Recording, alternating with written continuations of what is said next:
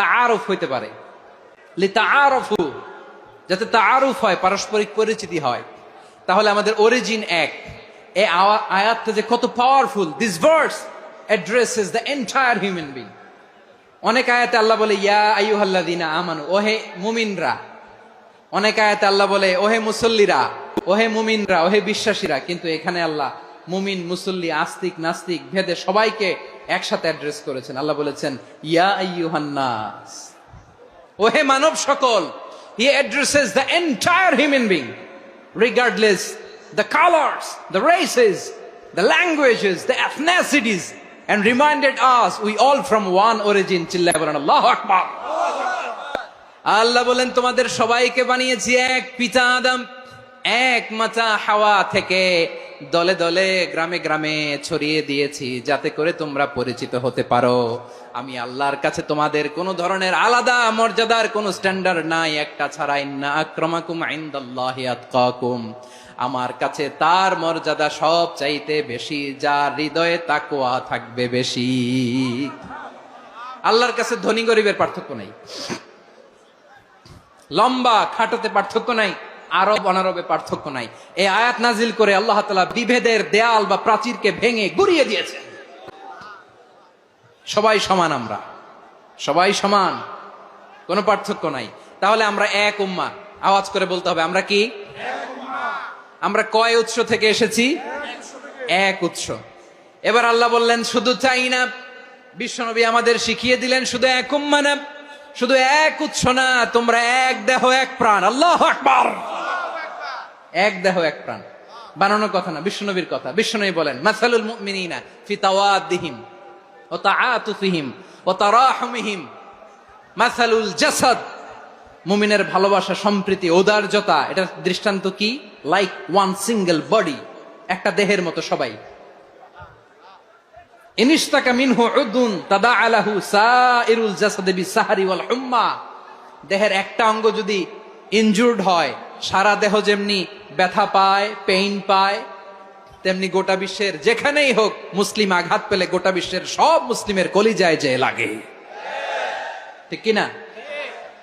আরেক বর্ণনায় বিশ্বনবী বলেন আল মুসলিমুনা কা রাজুলিন ওয়াহিদ ইয়ানি জাসাদিন ওয়াহিদ। পুরো মুসলিম হচ্ছে, উম্মাহ হচ্ছে এরকম এক দেহ। ইনিশতাকা আইনু ইশতাকা কুল্লু। চোখে ব্যথা লাগলে যেমনি সারাটা দেহ ব্যথা অনুভব করে, ইনিশতাকা রাসুহু ইশতাকা কুল্লু।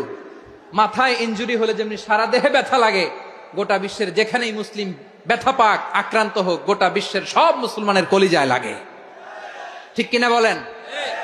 আচ্ছা, আপনার চোখে ব্যথা, কোথায় ব্যথা? আপনার চোখে যেহেতু ব্যথা, সারা দেহে তো খুব আরাম লাগে, তাই না? আপনার প্রচন্ড মাথা ব্যথা মাঝে মাঝে হয় না আমার ভাইয়েরা? মাথা ব্যথা হয় না আপনাদের? প্রচন্ড মাথা ব্যথা, তো সারা দেহটা তো খুব আরামে আছে না?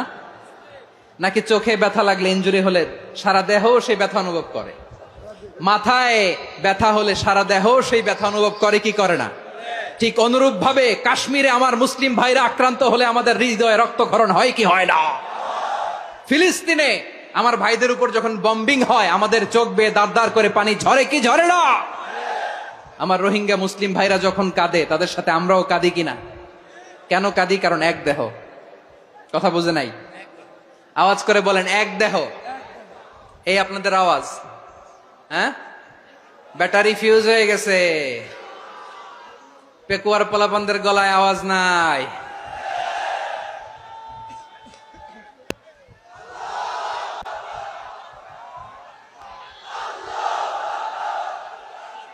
ব্যাটারি চার্জ হইতেছে।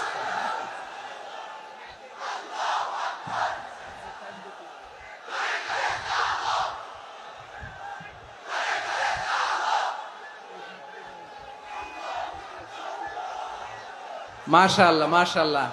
না না না, ইয়ে হয় নাই, ফিউজ হয় নাই। ওই বেঙ্গুলের ভাষার মধ্যে ঢিল মারলে যা হয় এরকম হয়েছে আর কি। খেপায় তুলছে আমি। ওই যে ফিলিস্তিনের পতাকা উড়ছে, আমরা এই পেকুয়ার ময়দান থেকে ফিলিস্তিনের সাথে, আমার ভাইদের সাথে আমরা সংহতি প্রকাশ করছি। আমরা মুষ্টিবদ্ধ হাতকে উপরের দিকে করে আওয়াজ করে আমার সাথে সাথে পড়ুন, ফ্রি ফ্রি আল আকসা। একজন ভাই আমরা বাকি থাকবো না, হাত উঁচু করে প্যান্ডেলের সামনে পেছনে আকাশ বাতাস মুখরিত করে আওয়াজ করে পড়ুন, ফ্রি ফ্রি আল আকসা।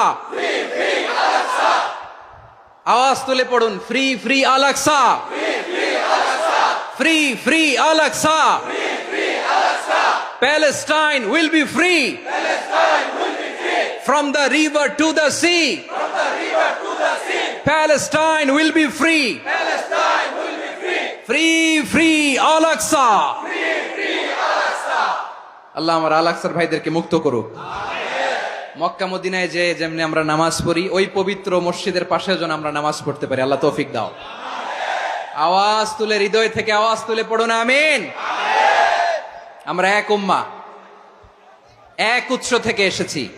আমরা এক দেহ। আমরা কি? এক দেহ এক প্রাণ। আওয়াজ করে বলুন, এক দেহ এক প্রাণ। তাহলে আমরা এক উম্মা, এক উৎস, এক দেহ এক প্রাণ। এবার বিশ্বনবী বলেন, তোমাদের মধ্যে সম্পর্কটা কেমন হবে জানো নাকি? বিশ্বনবী বললেন, সম্পর্কটা কেমন হবে মুমিন ভাইদের মধ্যে? সম্পর্ক কেমন শুনে নাও। আল মুমিনু লিল মুমিনি কাল বুনিয়ান, আল মুমিনু লিল মুমিনি কাল বুনিয়ান ইয়াশুদ্দু বাদুহু বাদা। মুমিনরা হলো বিশাল একটা দেয়ালের মতো, প্রাচীরের মতো, যাদের সম্পর্ক মজবুত সম্পর্ক, যাদের বন্ধন সুদৃঢ় বন্ধন, ইস্পাত কঠিন দেয়ালের মতো।